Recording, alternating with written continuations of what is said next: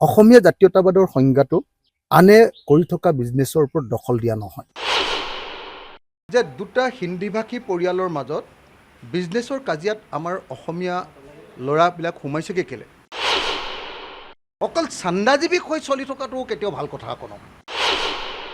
একেটা সময়তে খিলঞ্জীয়াৰ নামত অকল এখন বেপাৰ চলালে কিন্তু সেইটো জাতীয়তাবাদ নহয়। অসমীয়া জাতীয়তাবাদে অকল উগ্ৰ ৰূপ ধাৰণ কৰি য'তে ত'তে জাকে তাকে মাৰপিট কৰা আৰু য'তে ত'তে যাৰ তাৰ লগত দম দি পইচা তোলা, এইটো কথা ভাল নহয়। শংকৰজ্যোতি বৰুৱাক এৰেষ্ট কৰাৰ বিৰোধিতা কৰিছোঁ আৰু বিশেষভাৱে শংকৰজ্যোতি বৰুৱাৰ ওপৰত যি ধৰণে অসম পুলিচে হাতকেৰেয়া লগালে সেইটোক আমি হেণ্ডকাফ লগোৱা কথাটো তীব্ৰ বিৰোধিতা কৰিছোঁ। সেইটো একেবাৰে বেয়া কথা।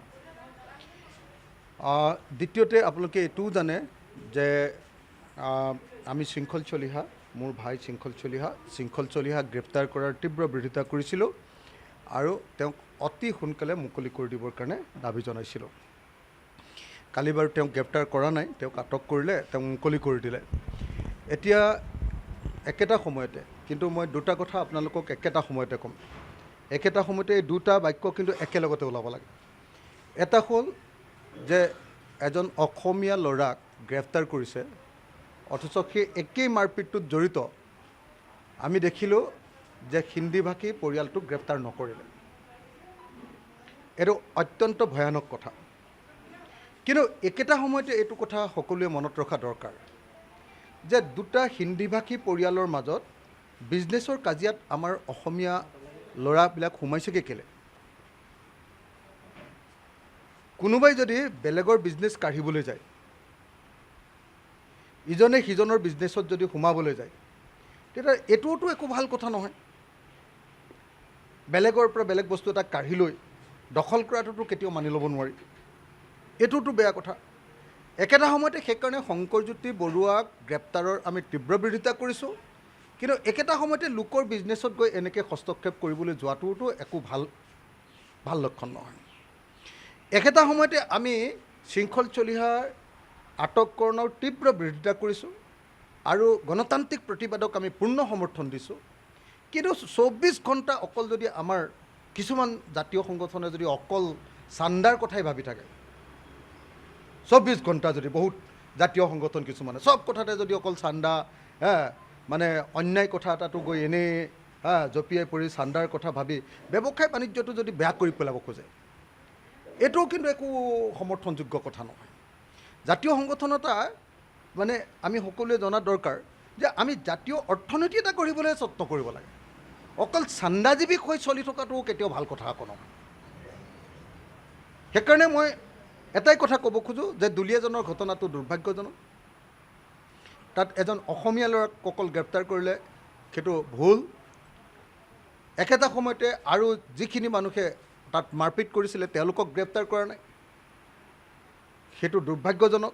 বিজেপি চৰকাৰৰ দিনত হিন্দীভাষী যি মানুহ, তেওঁলোকৰ বাঙালীভাষী মানুহ, আমাৰ অসমৰ খিলঞ্জীয়া মানুহতকৈ অলপ দমটো বাঢ়ি গৈছে।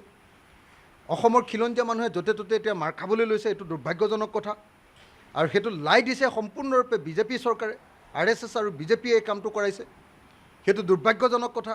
কিন্তু একেটা সময়তে অনবৰতে য'তে ত'তে যদি অকল চান্দাৰ কথাটো থাকে, য'তে ত'তে যদি জঁপিয়াই পৰে, সেইটো কিন্তু বৰ মানে বিজনেছ কৰি নাখাব নেকি মানুহে, কওকচোন?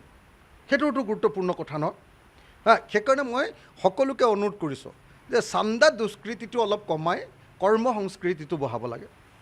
আৰু কৰ্ম সংস্কৃতিটো বঢ়োৱাৰ লগে লগে অসমৰ জাতীয় অৰ্থনীতি গঢ়িবৰ কাৰণে অসমীয়া মানুহে নিজেই ভালকৈ সততাৰে বিজনেছ আৰম্ভ কৰিব লাগে। বহুত অসমীয়া মানুহে ভাল বিজনেছ কৰি আছে। এই বিজনেছ কৰা মানুহবিলাকক অনবৰতে ডনেশ্যন খুজি থাকিলে কেনেকৈ বিজনেছ কৰিব কওক? গতিকে মই আশা কৰিম যাতে এই দুইটাৰ বেলেঞ্চ হয়। এফালেদি বিজেপি চৰকাৰৰ যিটো আমাৰ খিলঞ্জীয়া বিৰোধী অৱস্থান তাৰ বিৰোধিতা হওক, এফালেদি হিন্দীভাষী বা বাঙালীভাষী মানুহৰ আমাৰ ওপৰত অখিলঞ্জীয়া মানুহবিলাকৰ বা আপোনাৰ অখিলঞ্জীয়া মানুহবিলাকৰ বা বিদেশী এইবিলাকৰ, ইয়াততো বিদেশীৰ প্ৰশ্ন নাই, ক'ৰবাত বিদেশীৰ প্ৰশ্ন আহিব। বিদেশী মানুহৰ বা সন্দেহযুক্ত বিদেশী মানুহৰ উপদ্ৰৱ, সেই কথাটোতো নিশ্চয় মাত মাতিম আমি। কিন্তু একেটা সময়তে খিলঞ্জীয়াৰ নামত অকল এখন বেপাৰ চলালে কিন্তু সেইটো জাতীয়তাবাদ নহয়, এইটো মনত ৰাখিব লাগিব। মই আশা কৰোঁ যে অসমীয়া জাতীয়তাবাদে প্ৰগতিশীলতাৰ দিশত যাব, অসমীয়া জাতীয়তাবাদে ইনক্লুচিভনেছৰ পিনে যাব, সকলোকে সামৰি লোৱা জাতীয়তাবাদৰ পিনে যাব।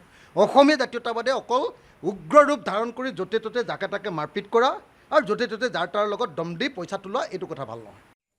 ছোৱালীজনীক মই একদম সমৰ্থন কৰা নাই দেই, এই ছোৱালীজনীয়ে যি কথা কৈছে সমৰ্থন কৰা নাই, কিন্তু ছোৱালীজনীয়ে যি কথা কৈছে সেই কথাটোৱে আমাৰ কিছুমান ল'ৰা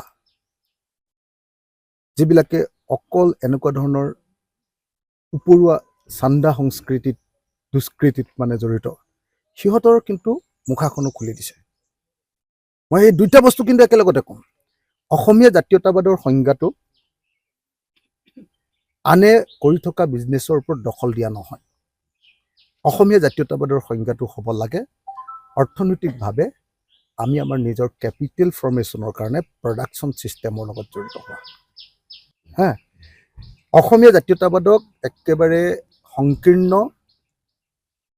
আৰু উগ্ৰ, মানে বেলেগক মাৰপিট কৰা, এই পৰ্যায়লৈ কেতিয়াও যাব নালাগে।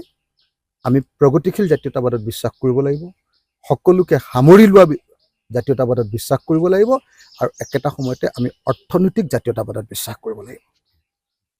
সেইকাৰণে মই শংকৰ বৰুৱাৰ গ্ৰেপ্তাৰক বিৰোধিতা কৰিছোঁ, তেওঁক হাতকেৰেয়া লগৰো সম্পূৰ্ণ বিৰোধিতা কৰিছোঁ ৰাইজৰ দলে, শৃংখল চলিহাৰ গ্ৰেপ্তাৰো বিৰোধিতা কৰিছোঁ। কিন্তু একেটা সময়তে এই ঘটনাটোৱে উদঙাই যোৱা অসমীয়া জাতীয়তাবাদৰ মানে সংকীৰ্ণতা যিটো অলপ প্ৰকাশ পালে, যে এই লোকে দুটা পাৰ্টীয়ে বিজনেছ কৰি আছে, তাৰ মাজত গৈ আমাৰ ল'ৰাই গৈ হামলা দিবলৈ গৈছে, আৰু হামলা দিবলৈ যাওঁতে এজনী ছোৱালীয়ে, সাধাৰণ ছোৱালী এজনীয়ে আমাক মানে আমাৰ ল'ৰাবিলাকক কিমান গালি দিছে, আৰু ল'ৰাবিলাকক দিয়া গালিটোক আকৌ তাৰপিছত আমি একেবাৰে অসমীয়া জাতিৰ প্ৰতি গালি বুলি ঘোষণা কৰি দিছোঁ।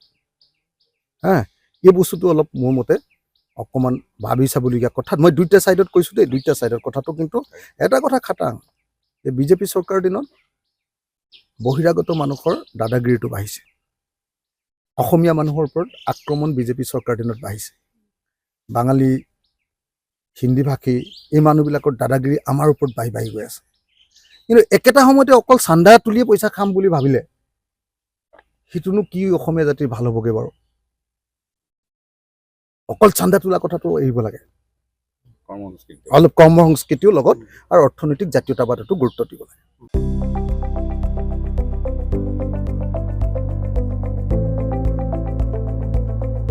NB নিউজ, সহজ সৰল ভাষাত নৱভাৰতৰ কথা।